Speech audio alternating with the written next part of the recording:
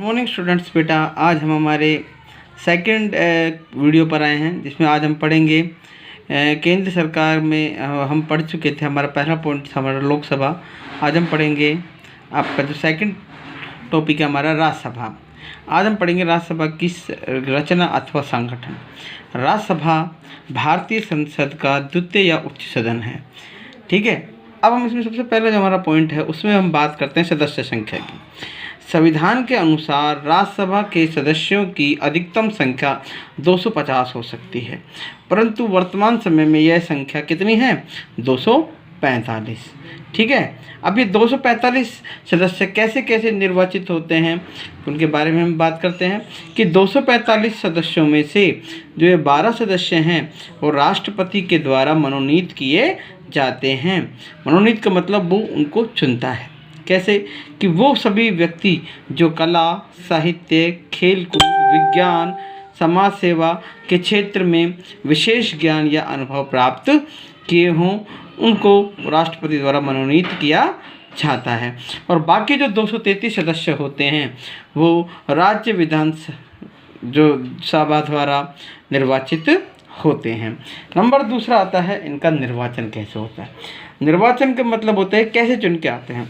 तो राज्यसभा के सदस्यों का चुनाव आनुपातिक प्रतिनिधित्व प्रणाली है उसकी एकल संक्रमणीय मत पद्धति के द्वारा संघ के विभिन्न राज्यों और संघीय क्षेत्रों की विधानसभाओं के द्वारा किया जाता है।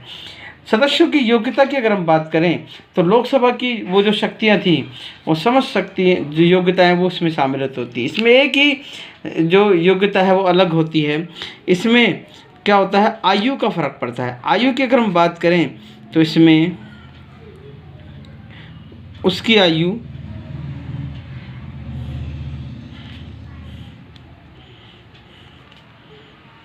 30 वर्ष या उससे अधिक होनी चाहिए। ठीक है भाई, तो कहने का मतलब है बाकी सब विशेषता वही विशेषताएं जो लोकसभा के सदस्य की हैं। ठीक है, और हम बात करते हैं हमारे सदस्यों का कार्यकाल। अगर कार्यकाल की बात करें तो राज्यसभा क्या है, एक स्थायी सदन है और राज्यसभा एक स्थायी सदन होने के कारण इसे कभी भंग नहीं किया जा सकता। वैसे इसका जो कार्यकाल होता है वो कितने वर्ष का होता है? 6 वर्ष का होता है। राज्यसभा के 1/3 सदस्य प्रति 2 वर्ष बाद सेवानिवृत्त हो जाते हैं और उनके स्थान पर नए 2/3 सदस्य चुने जाते हैं। राज्यसभा के 2 पदाधिकारी होते हैं, एक होता है सभापति और दूसरा होता है उपसभापति। भारत का जो उपराष्ट्रपति होता है वह राज्यसभा का पदेन सभापति होता है। उसका कार्यकाल 5 वर्ष का होता है। राज्यसभा अपने सदस्यों में से किसी एक को 6 वर्ष के लिए उपसभापति नियुक्त करती है। ठीक है, तो ये हो गया हमारा राज्यसभा का गठन।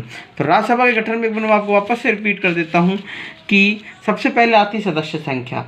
सदस्य संख्या की बात करें तो संविधान के अनुसार जो राज्यसभा की जो अधिकतम जो संख्या है वो 250 हो सकती है, लेकिन वर्तमान में कितनी है? 245।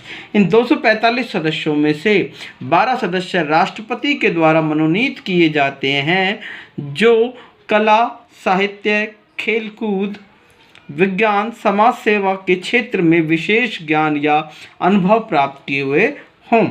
ठीक है, और बाकी 233 सदस्य राज्य विधानसभाओं या संघीय विधानसभाओं क्षेत्रों से चुनकर आते हैं। ठीक है, अगला आता है दूसरा निर्वाचन। राज्यसभा सदस्यों के निर्वाचन की जो विधि है वो है आनुपातिक प्रतिनिधित्व की एकल संक्रमणीय मत पद्धति के अनुसार जो राज्य और संघ क्षेत्र हैं उनकी विधानसभाओं के सदस्यों द्वारा किया जाता है। योग्यताओं की बात करें तो लोकसभा के सदस्यों की जो योग्यताएं होती हैं वही राज्यसभा के सदस्यों की योग्यता होती है। अंतर केवल आयु का होता है। लोकसभा में जो चुनने की जो आयु की योग्यता है वो 25 वर्ष है और इसमें कितनी है? 30 वर्ष होती है। सदस्यों के कार्यकाल की बात करें तो कार्यकाल मैंने कहा कि एक स्थायी सदन है, ये कभी भंग नहीं होता है। इसका कार्यकाल 6 वर्ष का होता है। ठीक है। और प्रति 2 साल बाद 1/3 सदस्य सेवानिवृत्त हो जाते हैं और उसके स्थान पर नए सदस्य आते हैं, ठीक है। अब पदाधिकारियों की बात करें तो राज्यसभा में 2 पदाधिकारी होते हैं, एक सभापति और एक उपसभापति। भारत का उपराष्ट्रपति जो है वह राज्यसभा का पदेन सभापति होता है, जिसका कार्यकाल कितने वर्ष का होता है? 5 वर्ष का होता है। राज्यसभा अपने सदस्यों में से किसी एक को 6 वर्ष के लिए क्या करती है? उपसभापति निर्वाचित करती है। तो बेटा आज के लिए इतना, कल हम पढ़ेंगे संसद के कार्य एवं शक्तियाँ। धन्यवाद।